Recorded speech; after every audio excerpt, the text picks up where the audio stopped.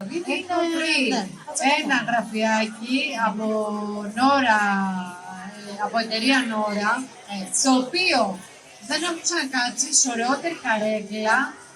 Ειλικρινά μιλάω στη ζωή μου. Δηλαδή νομίζω ότι θα φύγω από εδώ κάποια στιγμή και θα τσουλάω μέχρι να φτάσω στο αυτοκίνητο. Και τη λέω: για να δοκιμάσω κι εγώ την καρέκλα. Μου λέει: ναι, δοκίμασε. Αν αρκετά κάθεσαι. Εν τω μεταξύ, 3 δευτερόλεπτα δεν πέρασα.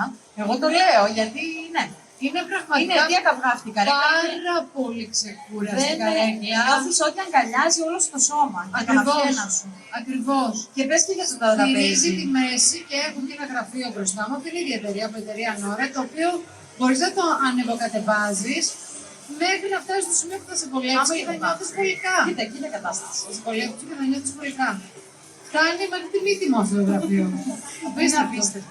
Είναι για όλες τις χρήσεις. Γιατί μπορεί να θέλεις να καθίσεις σε πιο ψηλή καρέκλα και να βολευτείς. Σε ωραίο το γραφείο, είσαι άνετη. Αλήθεια σου μιλάω, δεν έχω ξανακάτσει σε πιο άνετη καρέκλα. Ποτέ. Δηλαδή θεωρώ ότι αν δουλεύεις τόσες ώρες σε δουλειά γραφείου, επιβάλλεται να έχεις μια τέτοια καρέκλα. Νομίζω ότι θα πάρουμε καρτούλες από Nora Furnishing και θα τις πάρουμε στο Love FM. Θα τις πάρουμε ναι. Θα κάνουμε εκπομπή χωρίς αυτή την καρέκλα. Εγώ δεν μπορώ. Σωστό. Θέλω αυτή την καρέκλα.